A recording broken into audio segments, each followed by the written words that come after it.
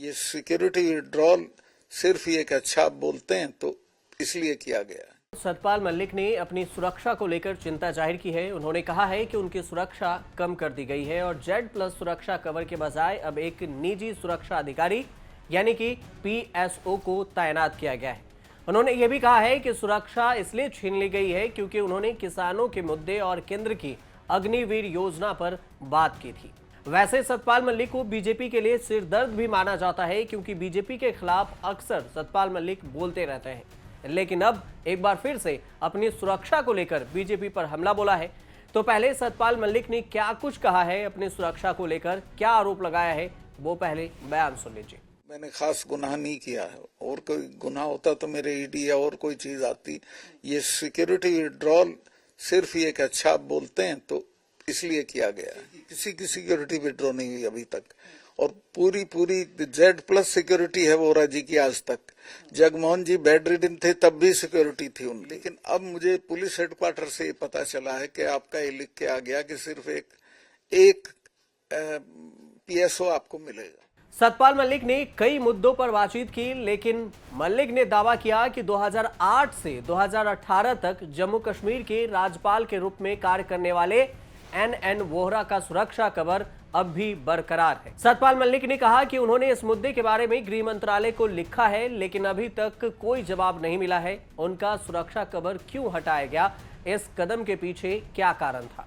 आपको बता दें कि राष्ट्रपति और प्रधानमंत्री के परिवार के लिए आजीवन सुरक्षा कवर के लिए प्रोटोकॉल लागू है। हालांकि राज्यपालों के लिए सुरक्षा कवर सुरक्षा एजेंसियों से प्राप्त खुफिया जानकारी पर आधारित है। सतपाल मलिक 2019 में जम्मू कश्मीर के राज्यपाल थे, तब राज्य से धारा 370 हटा ली गई थी। सरकार ने अनुच्छेद 370 के तहत जम्मू कश्मीर को मिले विशेष दर्जे को खत्म कर दिया और राज्य को 2 केंद्र शासित प्रदेशों में बांट दिया, पहला जम्मू कश्मीर और दूसरा लद्दाख। कुछ महीनों बाद सतपाल मलिक के पास गोवा के 18वें राज्यपाल के रूप में काम करने की जिम्मेदारी मिली। मलिक ने अक्टूबर 2022 तक मेघालय के 21वें राज्यपाल के रूप में काम भी किया। सतपाल मलिक बेबाक रूप से अपनी बातों को रखने के लिए जाने जाते हैं, चाहे वो किसानों का मुद्दा हो या फिर बेरोजगारी का या फिर वोट बैंक का ही मुद्दा क्यों ना हो। कई ऐसे बयान हैं जिसकी चर्चा आज भी होती रहती है। तो पहले कुछ विवादित बयान भी सुन लीजिए और सरकार के खिलाफ जो उन्होंने बयान दिया था वो बयान भी आप सुन लीजिए। लेकिन सरकार अगर ये समझती हो कि आंदोलन खत्म हो गया तो आंदोलन खत्म नहीं हुआ है, आंदोलन सिर्फ स्थगित हुआ है। अगर किसानों के साथ अन्याय या जाति होगी तो ये फिर खड़ा हो जाएगा। लेकिन ये MSP अगर नहीं हटाएंगे तो दोबारा एक बड़ी लड़ाई किसानों के साथ होगी और मैं ये गवर्नरशिप छोड़ के। अंत में आपको ये बताते हैं कि आखिर जिस Z+ सुरक्षा की बात सतपाल मलिक ने की है वो सुरक्षा किसे मिलता है और इस सुरक्षा में आखिर क्या होता है।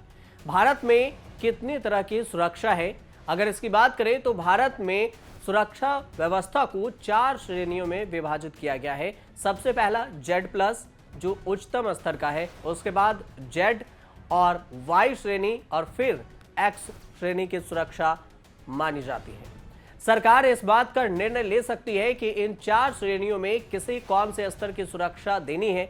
सरकार खतरे के आधार पर यह VVIP सुरक्षा प्रधानमंत्री, राष्ट्रपति, मुख्यमंत्री, केंद्रीय मंत्री, सांसद, विधायक, पार्षद, नौकरशाह और पूर्व नौकरशाह यानी कि रिटायरमेंट गवर्नमेंट ऑफिसर, जज, पूर्व जज, बिजनेसमैन, क्रिकेटर, फिल्मी कलाकार, साधु संत या आम नागरिक किसी को भी दे सकती है।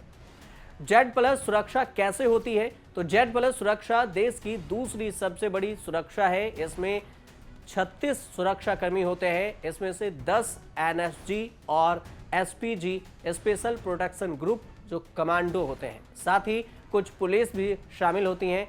इसमें इंडो तिब्बत बॉर्डर पुलिस और CRPF पुलिस के जवान भी सुरक्षा में तैनात होते हैं।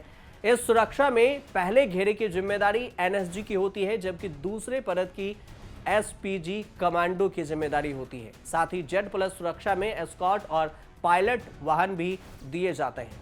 Z+ सुरक्षा किन लोगों को मिलती है? तो उपराष्ट्रपति, पूर्व प्रधानमंत्री, सुप्रीम कोर्ट या हाई कोर्ट के जज, राज्यपाल, मुख्यमंत्री और महत्वपूर्ण केंद्रीय मंत्री, प्रमुख नेता, प्रसिद्ध कलाकार, कोई खिलाड़ी या देश का कोई प्रसिद्ध और नागरिक हो उसे जेड सुरक्षा दी जाती है।